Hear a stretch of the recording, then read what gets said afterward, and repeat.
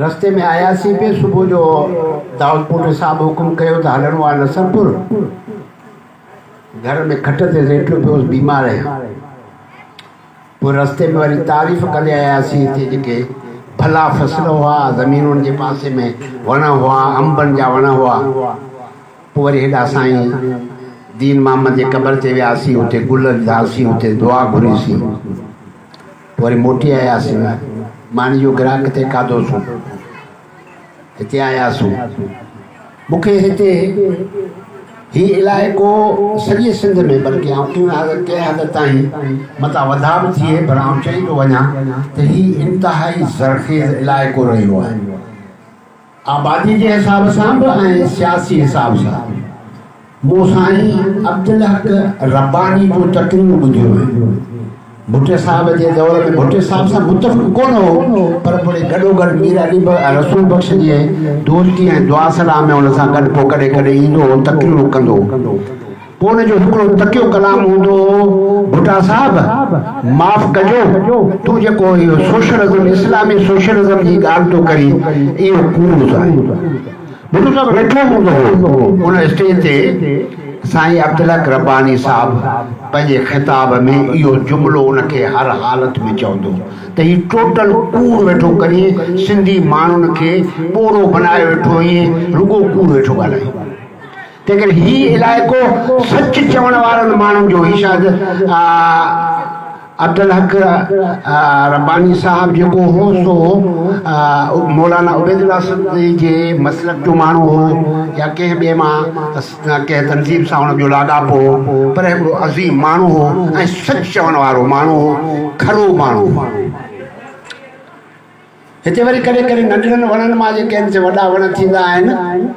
ऐं हिते ॻाल्हि कंदे असांजे कंहिं दोस्त वेठे चयो जेको हुनजे फैमिली सां तइल्लुक़ रखंदड़ आहे दोस्त, त वॾो खज़ानो हुन वटि किताबनि जो आहे, इहो वॾी ॻाल्हि आहे ऐं उहो खज़ानो ज़ाया न थियणु खपे। ऐं हिकिड़ी इहा ॻाल्हि करणु चाहियां थो तव्हांजे अॻियां।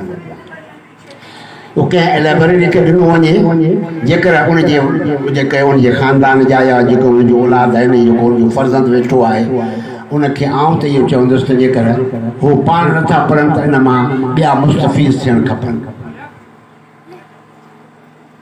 मुंहिंजा हथ ॾकणु शुरू थिया आहिनि। ऐं पंहिंजो पाण जे लाइ चवंदो आहियां त आउं शाम जो 4-5 बजे खां पोइ मुंहिंजी बैटरी डाउन थी वेंदी आहे, ऐं ॻाल्हाए न सघंदो आहियां। बीमार आहियां, हार्ट जो जेको मुंहिंजो मसइलो आहे उहो आहे हाणे 18% बीठो। 18% वारे खे चीन मां पढ़ाई आहे नौजवान मुंहिंजे पुट खे चई त हीउ केरु आहे चाचू? हिलाल अहमद अस्पताल में पियोसि। चई मुंहिंजो बाबा आहे। चई हिन जी हार्ट जी हालत इहा आहे जो 18% में आहे साह खणण जो। हीअ हिते जेको आहे सो ॻाल्हाए पियो, वॾे सॾु वेठो ॻाल्हाए, कचहरियूं वेठो करे, ख़बरचार वेठो करे। हेॾा त माण्हू जेके आहिनि ॿिया परियां ॿिए वार्ड में या ॿियनि कमरनि में जेके पिया आहिनि से त ॻाल्हाए कोन था सघनि, माठ करे पिया आहिनि। तूं हिनखे माठ त कराए पंहिंजे बाबा खे। चई बाबा जी ॻाल्हाए तॾहिं जीअरो आहे, जे ॻाल्हाइजो न त पोइ मरी रहंदो।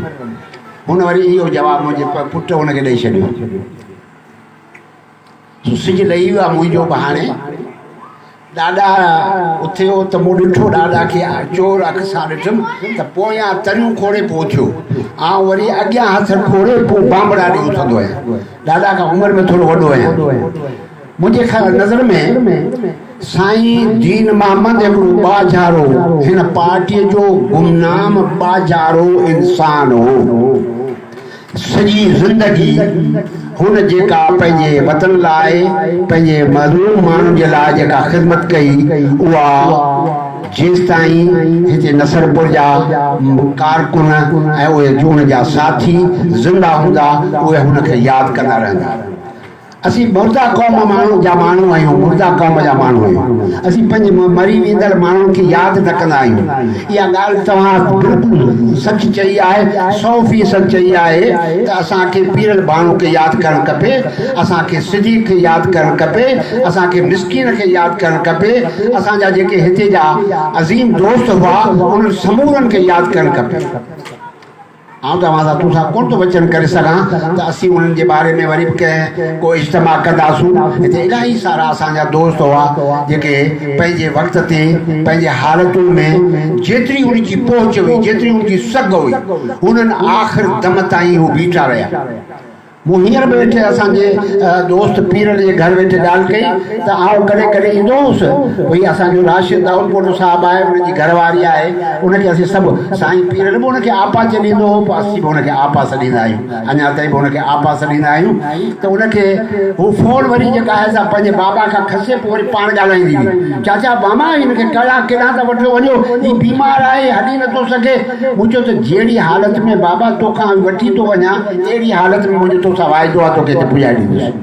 पोइ वरी चवंदी हाणे हीउ मञींदो ई कोन, तंहिंजे करे हिनजे हवाले करे था छॾियो। असांजो पलीअ साहिब जो फर्ज़ंद आहे जेको असां खां जुदा थी वियो आहे, या उनखे असां पंहिंजी पार्टी मां जुदा करे छॾियो आहे, उहो वरी कॾहिं कॾहिं अची पलीअ साहिब सां ॻाल्हाईंदो त बाबा हिते सभु लाश आहिनि, लाशनि सां तव्हां वठो पोइ उनखे पाण सां गॾु वठी पढ़ो। पोइ वरी मूंखे आसिरी कन में चवंदो त अरब ही तोखे बि चवे थो, मूंखे बि चवे थो, पाण सभु हाणे लाश आहियूं। सो असां हिकु सिंध में कयो पिए एहतजाज जी मुज़ाहिरो पियो कयोसीं, पर उहो विसल टूअर जे नाले में सो गाॾियुनि में चढ़ी पियो वियासीं। हिकिड़े ॾींहुं में 6 ॾींहंनि में असांखे सॼे सिंध जो दौरो करे 29 ज़ला लताड़े वापसि अची अचणो। सो साईं पीर खे सॾु त तूं अचु, आउं बीमार आहियां, मुंहिंजो अचे त बीमार आहियूं, आउं बि बीमार आहियां, पाण ॿई ॼणा था हलूं। सो हुते बीठा हुआसीं पलीअ साहिब जी गाॾीअ दरवाज़े ते, घर जे दरवाज़े D10 जे दरवाज़े ते बीठासीं। आउं ई पीरल हो आयो, ऐं वरी आउं हुन सां मिलियुसि, भाकर पाए मिलियासीं, ॿई ॼणा वेठासीं। तेसिताईं अयाज़ आयो त मूंसां मुस्कुराए मूंखे निहारे मूंखे चई चाचा तव्हां बि